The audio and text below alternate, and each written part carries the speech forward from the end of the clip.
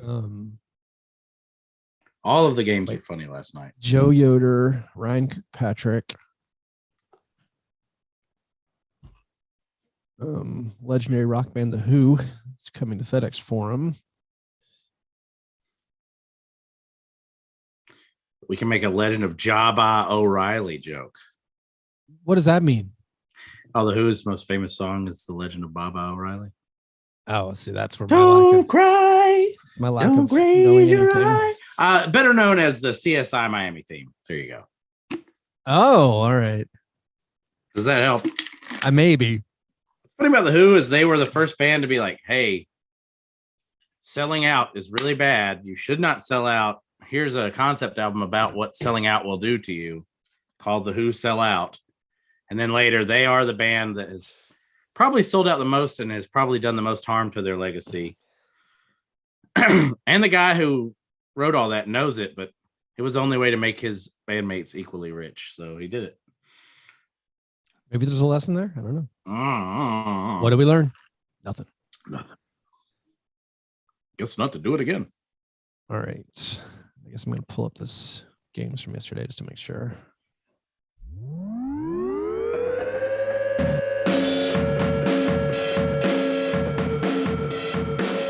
All right, and welcome to Fast Break Breakfast NBA Podcast. My name is Keith Parrish.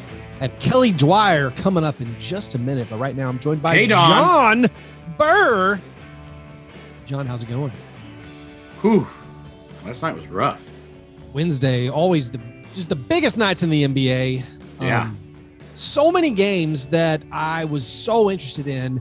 Actually, two of them were close. Weirdly, even the close ones were like hilariously poor basketball performances. Yeah, we had a Pacers Magic game. I don't know how the Magic managed to lose that one. And how? And then the Rockets and Jazz went into overtime. Christian Wood heroics, Jalen Green incredible game. Christian Wood shushing his own crowd after the game tying three. What do we make of the Jazz, John? The Jazz have a better record than the Bucks, than the Sixers, than the Bulls. Perhaps you know this. What is their record against good teams?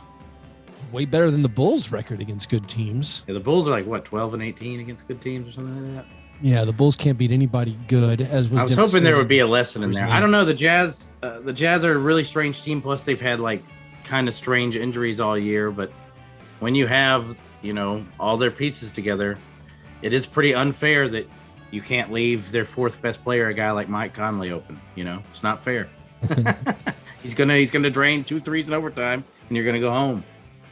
I'm looking now at the Jazz. That's pretty elite tanking by the Rockets, though. Take the Jazz to overtime and then lose by like 9 in overtime. Woo! There was a lot maybe of secret tanking. Maybe the Magic's entire season is secret tanking. I can't understand how they keep losing.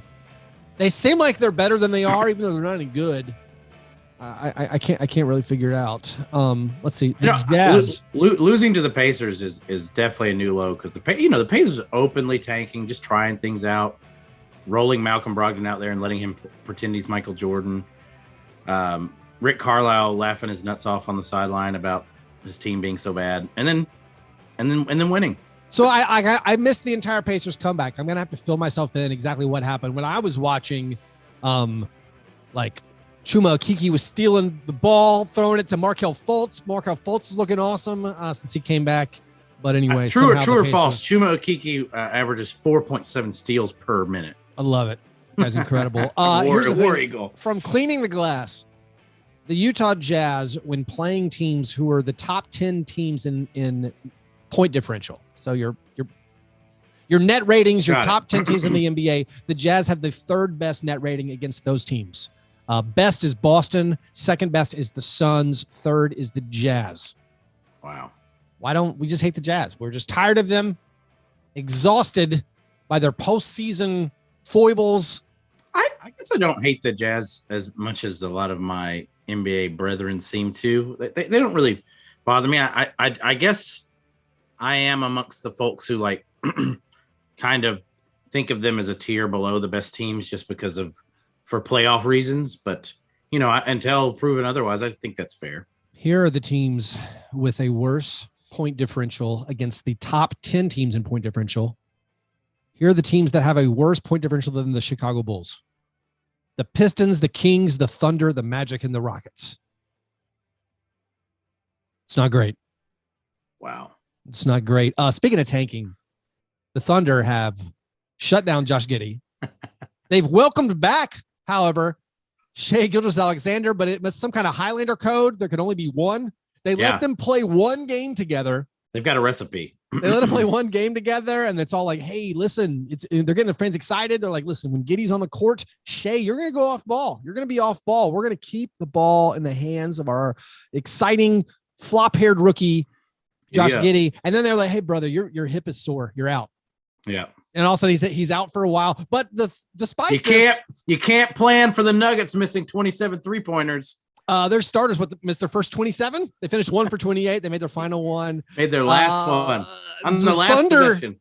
The Thunder get a devastating win, right? Yeah. Things were finally starting to come together. The Pistons had put a couple of wins together. Other teams were kind of spreading out. They were finally sliding to the bottom. They shut Giddey down, and then, oh no, pull out a win over one of the hottest teams in the NBA, where the Nuggets have been crushing people. Nuggets have been crushing people, but I will say, if you watch a lot of Nuggets, they have no one that can get to the hoop, and if the shots don't fall, this can happen.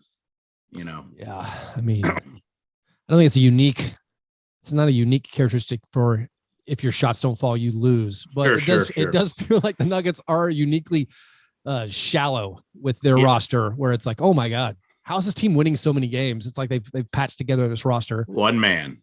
Duct tape and paper mache. By the way, John, in our Patreon only contest, the Pickle Pick'em, we wrapped up. You're welcome. We wrapped up the month of February. John, you won by a ton, but you're not allowed to win. We still have to send a prize to a listener, I think. Yeah. I think that's how that works. I didn't. When I ran it, if I won, no one got a prize. No one gets a prize. So that seems fair. Doesn't that seem fair? I guess I'm going to mail a t-shirt to second place. It was the prize for me. I think we're playing defense. We're trying to keep our hard-earned Patreon money and not waste it on prizes for the listeners. No, I guess we should do it. But anyway, early in Pickle, I used to always win. So this was an awesome strategy. But now our listeners are so good. They're amazing. We have sharks now. We have sharks in the swim tank, and it's rough. I think this is the first time I've won in like 2 years. You got something like 60. You correctly picked like 67% games against the spread in February, which is astounding. I would like to know, how did you do that and also end up in the hole, I assume, for the month betting on the NBA? Because I like to bet on stuff that I think I know about, like the Grizzlies, which I don't, and always bet incorrectly. I like stuff like Grant Williams player props, why? What am I doing? There's always room for losing, Keith. Always room. By the way, congratulations to Ryan Kirkpatrick, who finished second. But first among the non-hosts of Fastbreak Breakfast, he gets a t-shirt for winning, or sort of winning, Pickle. And also congratulations to Joe Yoder for being last place, having the most incorrect picks against the spread. He also wins a shirt. I actually won a little bit of money on John Morant's 52-point game. What? I took Ja over. Like 30.5 points. I took the over. I also took the over 1.5 made threes. I also, because I'm an idiot, I also just parlayed those for no reason. The odds were terrible. It was like plus 130. But like those were my only bets on the game.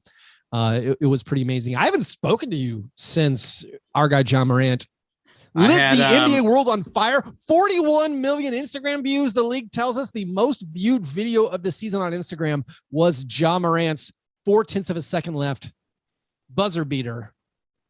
Not only will I always remember that as the greatest Grizzlies performance and one of the coolest performances I ever watched live as it happened, I'll also always get to remember that I, in fact, had Ja under 30.5 for the game. Come on. Man. Look who we did it against. You can't be betting. Listen, if you're going to bet an under, I feel like they're playing the Celtics tonight. Yeah, I bet it again. The under feels right because you don't think he's averaging 49 over his last two. It doesn't seem like he's going to go over that. The Celtics are a very good defensive team, even with Jaylen Brown out. Pay no attention to my 67% winning percentage for February. Fade me on the Grizzlies. I'll definitely be taking, what is it, Celtics plus 1.5. The line has moved incredibly. We don't talk explicitly about gambling that much, like the nitty gritty. This line has gone all over the place. It started with the Grizzlies favored by 3, and now they're underdogs everywhere. Really? Oh, so it's Celtics minus 1.5. Okay. I think that's the last I saw. I bought it Celtics plus 1.5. I definitely took Jaws under. This very sketchy website that I use has the Celtics favored by 2.5 right now. And they were initially 3-point dogs when this game opened. That's a massive shift. Is Ja Morant sitting this game out? Does someone is? Does the league know? Is it that it's John Conchar questionable? I'm going into our Patreon only Slack where you can type in injury reports for games and it will instantly tell you who's in and out. We have incredibly automated things. If you want to join our Patreon, by the way, Fastbreak, patreon.com/Fastbreak Breakfast. We have automized injury reports and game spreads. And if you find the right channels to join, by the way, help out the show. Also, we posted our video from Sunday where we answered all your questions. That's available now at patreon.com/Fastbreak Breakfast. Also, I just recorded a taste test of a new breakfast cereal themed jelly bean. That'll be going up there very, very soon. If that doesn't entice you, I don't know what will. Patreon.com/. It's probably my wheelhouse. That sounds a little buttered popcorny. It was a little bit wild. Let's wrap up with this, John, before I move over to the Kelly Dwyer interview. The Knicks have lost 4 straight. They've been ahead by 15 in each game. The Lakers, I believe, have won 6 of their last 21 games, which seems incredible.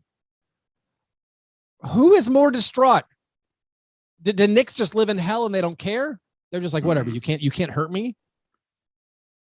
Lakers fans are like, this is the end? They're still going to make the play in, I think. That's a really good question. I guess I'd have to say Knicks because of the whiff of legitimacy that they had there. Yeah. Whereas with the Lakers, I think the fact that they're still probably telling themselves, not unlike Frank Vogel, hey, we just get in the play-in, AD comes back, we get hot, we can do this. Oh my gosh. Frank Vogel's quote. Yes. About like, hey, listen, we're not giving up hope. And then he listed 4 hypotheticals. Yeah. He's like, if Anthony Davis is healthy, if we get hot, was it somebody else gets hurt? If other teams get hurt? Yes, I think he said that. Yes. It was like if somebody gets an injury, he is not going to be taken out of context. It was like if all of these things happen, then we have a shot. And it was like, wow, that was dark. That was not the breath of fresh air that I thought it was going to be. Oh, also, you know what? I'll throw in as far as teams that things are, I feel like are spiraling. Our poor Cavaliers lost 5 of 6. They also got smoked by the suddenly vibrant Hornets. Are the Hornets bouncing back? Hornets are obliterating teams again. I thought they were bad without, if they didn't have Hayward, but they look very spicy again, which that's good for basketball. It's sad to see some of the teams that are fun, like the Cavs, fall apart. Although I guess in the Hornets game, Cavs no Garland though, right? LaMelo Ball left that game, right? Oh, actually, I gotta check on this. That's bad. Why did he play only 8 minutes yesterday? Had to have gotten hurt. I got to get out of here, Keith. Okay, I'll wrap it up. Thanks. I'm good. I can close it. Okay, see you, man. Say like, see you, buddy, or something. Yeah, I got you. See you, Keith. Perfect. Thanks, man.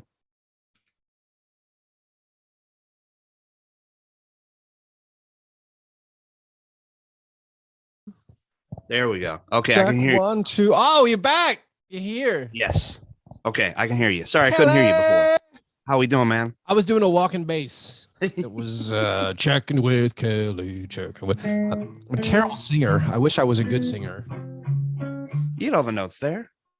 I mean, yeah, I was the lead singer of my band that was not a good band, but it wasn't pleasant to listen to. I'm sure you were fine. I'm sure you were absolutely fine. Listen, I was, for a small town, I was fine. Yeah. For a real town, I was poor. Well, it's a muscle, so keep doing it. No, I don't think it. No, there's a gift to it. It's not a practice thing. It's not like I want to get good at running. It's like, all right, listen, you taught yourself to run a 5K, but you're never going to be good at running a 5K.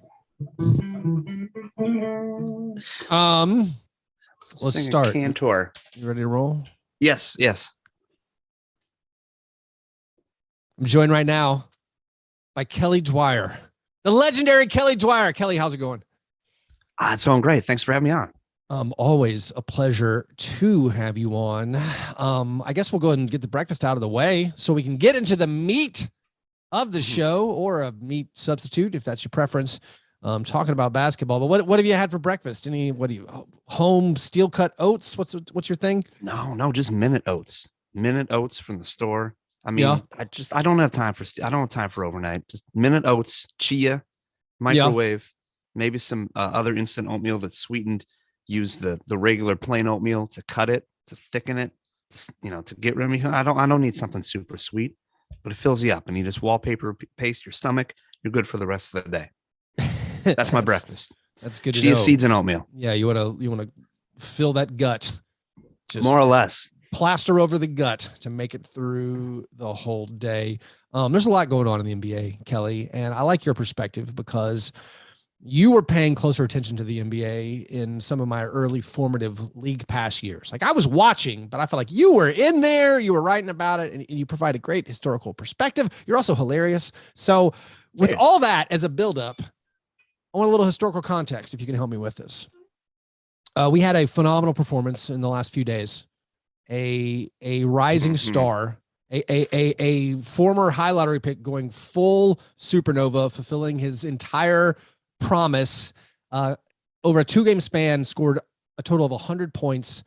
I'm obviously talking about Nick Stauskas for the Grand Rapids Gold. How do we put 41 Nick Stauskas scoring 100 points in G League? What's my historical context, Kelly? It's got to be Jimmer Fredette. I'm thinking of who's the other guy? Nick Stauskas. That's what I'm thinking of. Remember that's what him? I'm talking about. Stauskas. Oh, that's right. Stauskas he had another big game. I didn't know. He had two. I think he scored he scored 34 points in 11 minutes to start the game, finished with like 50 something, and then he followed it up with another 40-pointer, set some G League records. See, this is some Johnny Vandermeer stuff. I can only go with like the 1-game legends, like Ramon Sessions in the late, I think 2007 season had like 28 points and 28 assists. George McLeod again had like a 22 assist game against the Bulls one year. That's noted 3-point artist and non-passer George McLeod. Well, George McLeod's the guy. Was that the shortened arc season where he launched like 800? It was or like there's like a weird blip where all of a sudden like George McLeod was putting up Steph Curry attempt levels. Dick Mata of the 95-96 Mavs was way ahead of the curve in terms of, this counts for one more point than the other one. So Jason Kidd shoot a lot of those. Everyone shoot.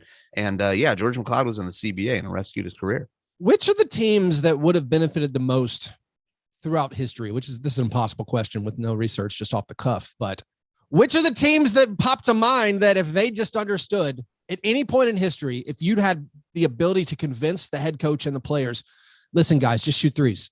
Like, oh my gosh, just fire 3-pointers and you're going to win every single game.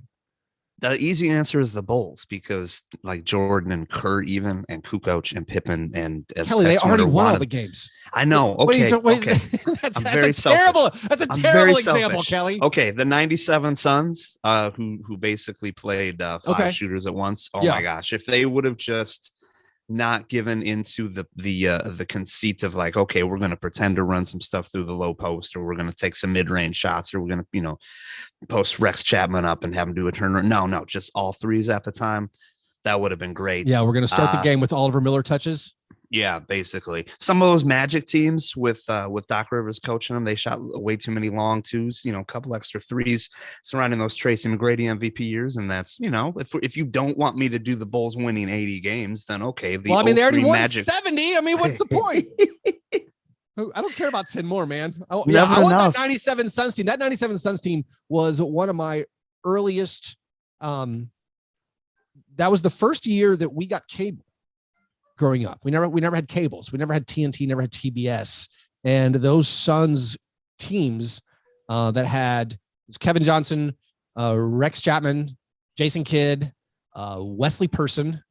Was Steve Nash still on that team? He was a rookie that year. So he barely even played, but like they went small ball. They played like Wes Person starting power forward, essentially, if I remember correctly. And that team I fell in love with, and I loved them.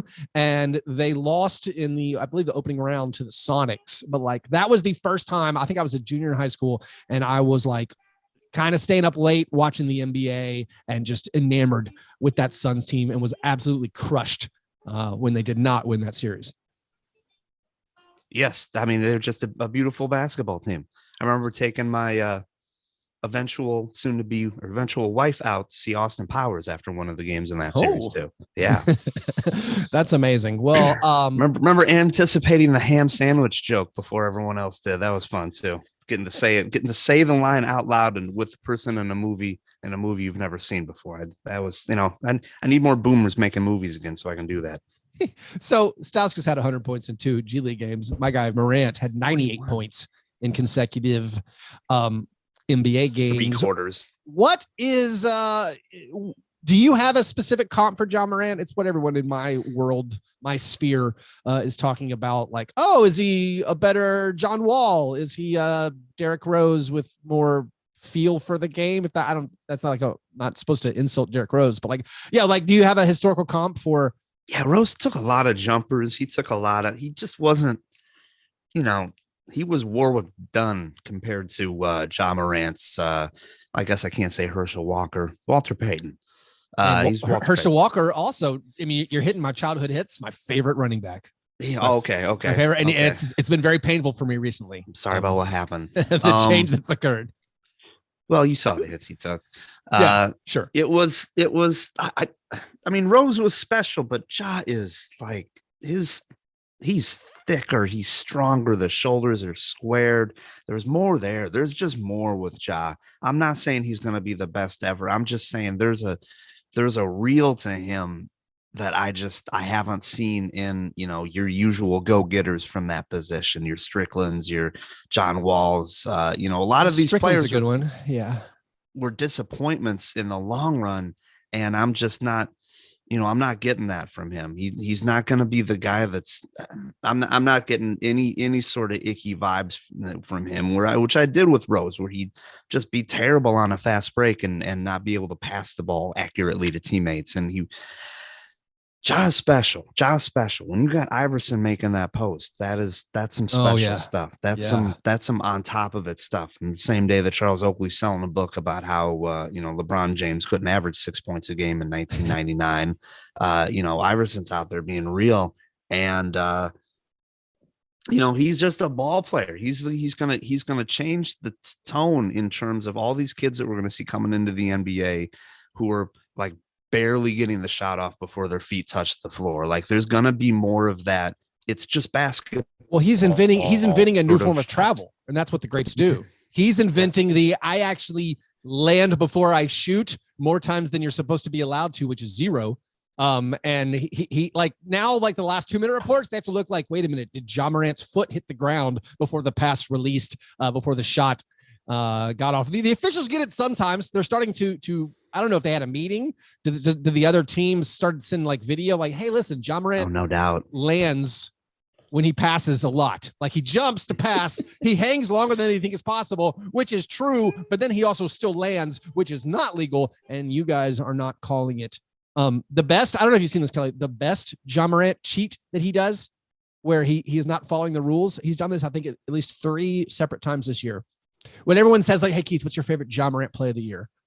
I could say, oh, that Pirtle dunk was unbelievable. The 0.4 of a second throw in buzzer beater, unlike honestly anything we've seen in the NBA. Get in line. Listen, the NBA released like, hey, here's our best inbounds passes with like 2 seconds left.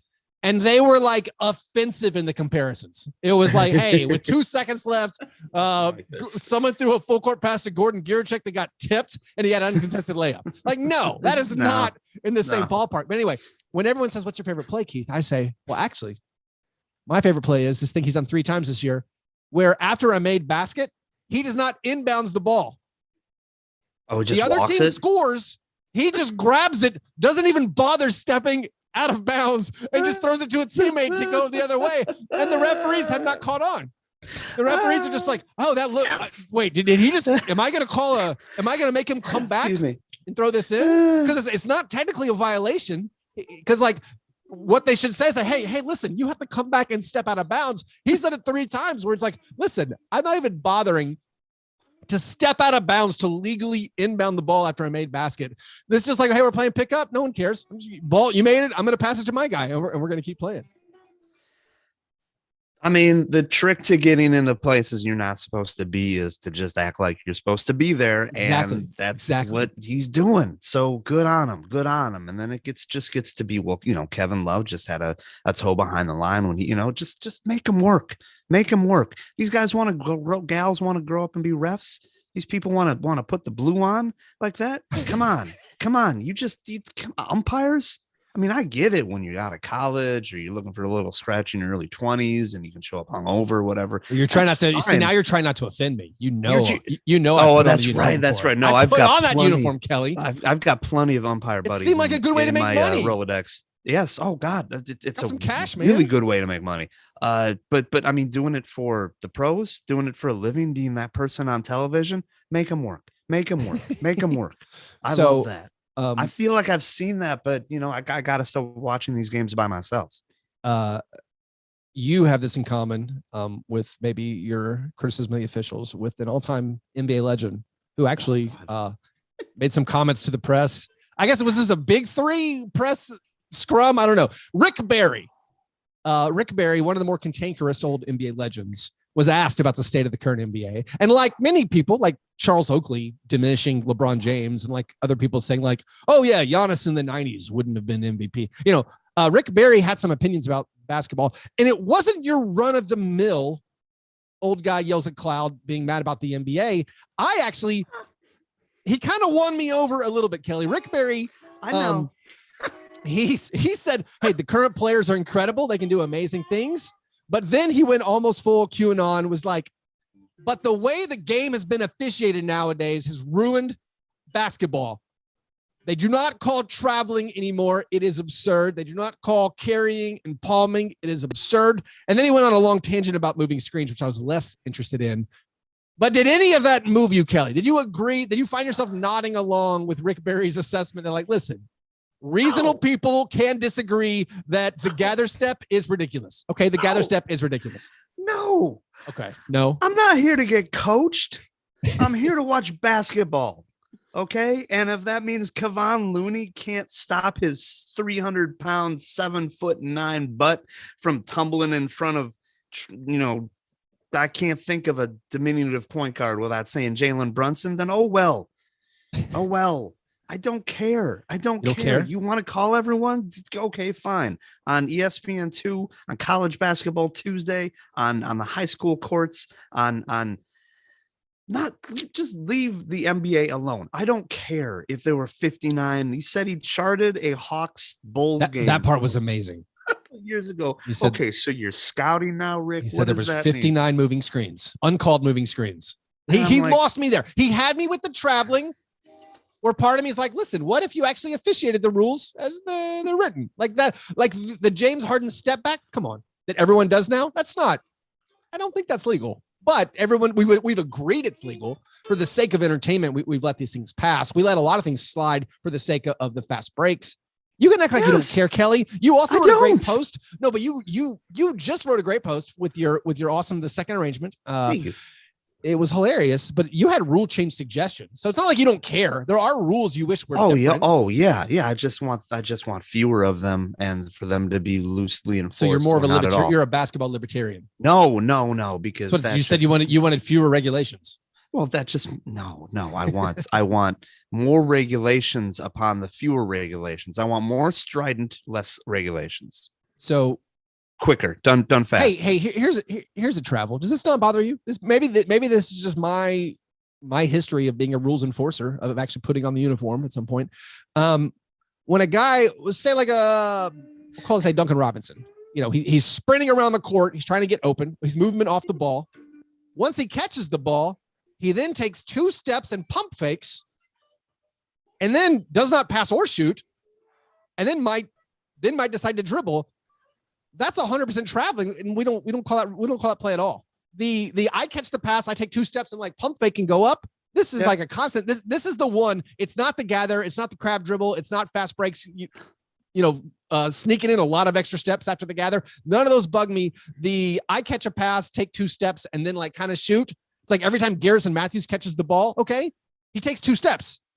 You're supposed to shoot or pass after that. You're not allowed to stop. But like the officials, I got to email Monty McCutcheon and be like, hey, what's going on, bro? Like that one right there, that one gets my Rick Barry ire raised. There are these conservatively named white boys, and they're jumping and they're lunging. I didn't mean to mention both white players, but it just happened to be that way. No infractions being called. Get them out of my neighborhood. They have skateboards and they're listen. dancing. Okay, let's talk about your rule changes. You had some rule changes. Act like you're too cool for rules. Which one are you most passionate about? I feel like the take foul is like the take foul. It's the topic du jour. Everyone is angry about the take foul. Good. We're getting across the aisle agreement that the take foul is no good for basketball. Good, because it's the coincidence of having it initiated and put into the NBA to have the game not be interrupted, and then a couple of years later inventing replay and then having it be so interrupted that it's just like this. Just run with it. I have them treating it like a defensive play in football when the defense goes off sides and they don't touch anyone, so they don't get called for a penalty, but they throw a flag and it's a free play. I think it should be a free play, and that the team that's on the fast break should just take the hits and keep running, and then they get whatever points they get. If they drag the ball out and use all 24 seconds in a shot clock and then get a long and one, and I don't care. No matter what happens in that possession, they get the points, and then they get a free throw, and then they get the ball back. And if that's a lot of points, then don't stop us from watching slam jams. Because that's what I'm here for, not to have some sort of, Dick Harder, Rick Carlisle nonsense that's stopping all my fun. Sorry. No, it's fine. I like it. I like it when you turn Rick Barry and start complaining. Thank you. I think most people are basically on board with like, what if we just played advantage? Listen, like soccer, like if there's a foul, you let the official discern if advantage is played. Like if you do have the situation where there was this pretty hilarious uncalled, LeBron James lost the ball out of bounds when Nick Batum was attempting to take foul, and the officials missed that one. But you let the official have some discretion. Like, listen, that wasn't a foul hard enough. The only problem that I could foresee that I think the officials are aware of is, does that then incentivize players like, listen, I can't just do a take foul. I actually have to clock this guy. I have to take a hard foul to stop this fast break, because the take foul does have its benefits in that a defender can get the official to call to stop the game as he wishes to do without actually having to physically hit his opponent with any force. Yeah, that's why I just think it should just be a blanket. Let him go. Let him go. Let him go. Just roll it out there. Let the dunk happen and then throw the bum out. Get loose. I don't know if I want ref discretion. I don't trust their discretion. Their instinct is to stop everything and go put the headphones on and talk to mommy back home in New Jersey. Sorry, Monty back in New Jersey. I don't care for that. I didn't think I was going there, Keith, but it just happened. So that part of it, I think we all agree. So you say you don't want ref discretion. I do want ref discretion, because I don't want them to be allowed to put on the headsets for a clear path foul. Like, just who cares? You know when you see it. That stopped a fast break. 2 shots in the ball. Do not call up Secaucus. Do not put on the headset. Do not figure it out. You also suggested an incredible rule change. The banked in 3-pointers worth 2. Love it. Yeah. What is that? Do you have a history of banking in threes? Then get out of here. You didn't mean to do that. You did not mean to do that. Yeah. Now, if you want to start shooting banked in threes, I'm there with you. Top of the key. Straight on with the hit in the box. That's fine. It's a tough shot. It's a 25-foot shot at a 10-foot goal. You want to be known as a guy that banks in threes on purpose. Do that. Otherwise, get out of here. You were like a foot and a half off, and it went in. So in my mind, I feel like we could even start enforcing the rules as honestly written. Because, like, say if you to get a 3-pointer, obviously you have to shoot from behind the 3-point line. If you even bounced a ball in, like if you bounced the ball on the ground and it bounced from behind the 3-point line and goes in, that's worth 3 points. So if we consider the backboard a part of the court, which we do, like you can start your dribble. An NBA player can start their dribble by throwing it off the glass. Like it's treated as part of the court in that circumstance. So like if the shot hits the backboard before hitting the rim, it's touched a part of the 2-point area. Let's just count them as 2, Kelly. I think you're onto something. I think you're correct. I like your idea that, listen, if you've demonstrated that you can bank it in, if you make a second banked in 3-pointer, you get your first point back. That is creative. But honestly, I'm fine with a blatant statement. Just being like, listen, if you bank it in, that's just 2. Because that part, you touched part of the court that's inside the 2-point line. Sorry, buddy. That's just those are the rules. It's a slippery slope, but you brought up. I hadn't thought about, but I like that. Let's slide with that. I'm enjoying that. I do like a good slippery slope. Let's talk about the league real quick to wrap this up. We're coming down the home stretch. We are having, I don't want to call it a very exciting play-in race, but I'm like, I'm enthralled. Kings, Pelicans, Lakers.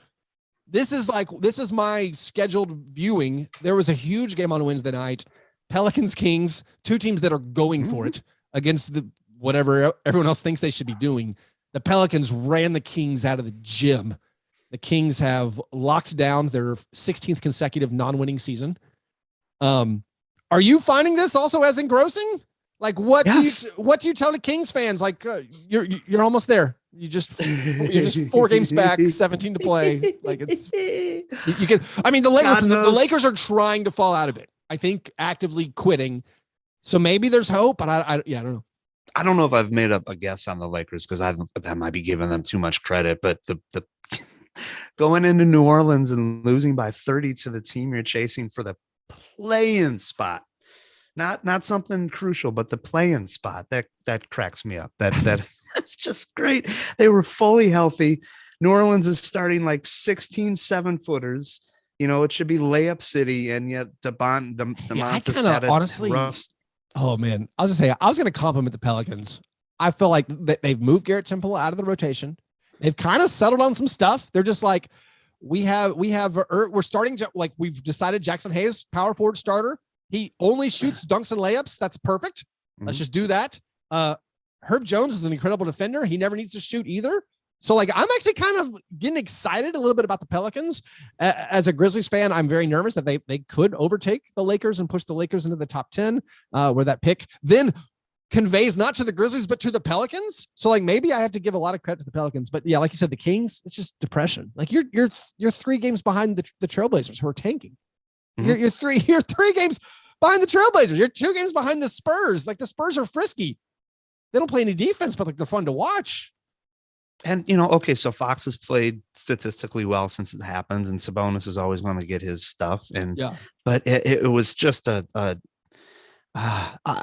was no calculation to it. It felt and the worst part is just what everyone knew right away. It's just, if you put Halliburton out there, you could have gotten so much more. You at least could have gotten a stud that people are sure about. Like, I want to love DeMontis. Everyone wants to love DeMontis, but we're not sure about what his status is on an all-time great team, if he's one of the top 2 players on that team, or 3 even. So to get out of there with a question mark, it's like, no, why? What? How is this? But, they kind of showed their hand when they kept nothing against the fella, but when they kept Alvin Gentry as coach, and they're just like, we're going to go from Christie to Gentry. We're not going to make a big splashy hire mid-season, but we're going to make a move mid-season. Like, we have our guy in place. Like, we have our Billy Donovan. Like we have our, Ime Udoka or Willie Green, or a brand new guy that we brought up out of nowhere, but he's going to be our guy moving forward. Or we got to retread like Carlisle or Donovan or something like that. It's hopeless. And it's not funny anymore because, when they made the playoffs in 1999, it was a novelty. They'd made the playoffs a couple years before, but that was like a supreme novelty, that they were good in 1999, that they were giving it to the Jazz, that this team out of Sacramento was doing it. And then for them to just not just be out of the picture and irrelevant, but to just not make the playoffs is you got to watch your owners. You got to watch your owners, Adam Silver. You got to watch who's coming in. And if they mention Mark Cuban 3 times in the first 5 minutes, then you got a problem. Because everyone wants to be Mark Cuban, but no one knows how to get out of the way like Mark Cuban. And he got out of the way a little too much in terms of some stuff that popped up a couple of years ago, but at least he hired basketball people to do basketball stuff. And, I don't know if Vivek and Howard Schultz and every other icky owner, the Maloofs who have come in, who've tried to be like Cuban are pulling the same thing. It's depressing. And we've also lost one of the great writers because of it. Tom Ziller is now just a general NBA guy. We need him to be back to being a general NBA guy and a Kings blowhard, not just a diehard, but a blowhard, over the top, ridiculous, irresponsible, and often wrong. It's a drag because, well, their uniforms aren't that good either. So it's good that they're having a problem. They're now, okay. So they're fine. The chess piece font, I don't know. It's a less aggressive font than most other fonts out there, but it's rough. I think they should go back to the classic Lionel Simmons blue. Oh, of course. Oh yeah. I mean, that's just me. Baby blue's timeless. It feels like everyone going back to it. It seems like they would embrace that at some point. How do you feel about your Bulls, by the way? They are. I don't care. I think. Oh no. Yeah, I think they're 0 what are they? They're like 0-12 against the top 5 teams or something. They haven't beaten the Heat, the Bulls, or the Sixers, or the Bucks, or the Suns, Warriors, or Grizzlies. Well, like half not ideal for the main college football team for those who grew up around Chicago is the Notre Dame Fighting Irish. Fans in the area are used to this sort of thing. It's all about taking care of business when you're supposed to and having a shot when it counts. And, they're getting 2 guards back. They're going to bring back the defense. And then Chicago, we count on our guards for the defense, not the center so much because, so the Pulka's got a lot to deal with in the first place. You don't want them. You know what I'm thinking about defense. So from the city that brought you Jerry Sloan and Norm Van Leer, Ron Harper in the backcourt, we're going to bring you Lonzo Ball, and we're going to bring you Alex Caruso. We're going to show you what it's like to not have a Gobert swatting things out of there with his screen assists and his coverage and his wingspan. It's guard dominated defensive play coming in April. Look out. All right. So that's good. Yeah. Lonzo Ball, Alex Caruso going to fix some of the issues. You got Levine. Hopefully he's resting up. He's resting. He'll be flying in the passing lanes. He'll be ducking down to get the defensive rebounds. They were a good defensive team, but before it all fell, and they've had some bad luck with the scheduling and the fact that they're making them play against good basketball teams. I don't think they should have to play against good basketball teams. From my perspective, I think the Bulls should just play like 44 win teams and under. Hawks at best. That's a good plan. Well, Kelly, thanks so much as always for coming on. You listeners out there, Kelly writes at TSASubstack.com. Make sure you subscribe. How much is it? Is it $3 now? There's a coupon there for $3 a month if you hop in now. That's amazing. So support Kelly, one of the great basketball writers, hilarious posts multiple times a week. So do that. And Kelly, I'll look forward to the next time. Yeah, man. Thanks for having me on. Go Grizz. All right. Thanks, buddy. That was awesome. No problem, man. That was great. Bang. Yep. Have a good one. Say hi to Katie. Take care, man. All right. See you. Asleep. What? My leg is asleep. That's okay.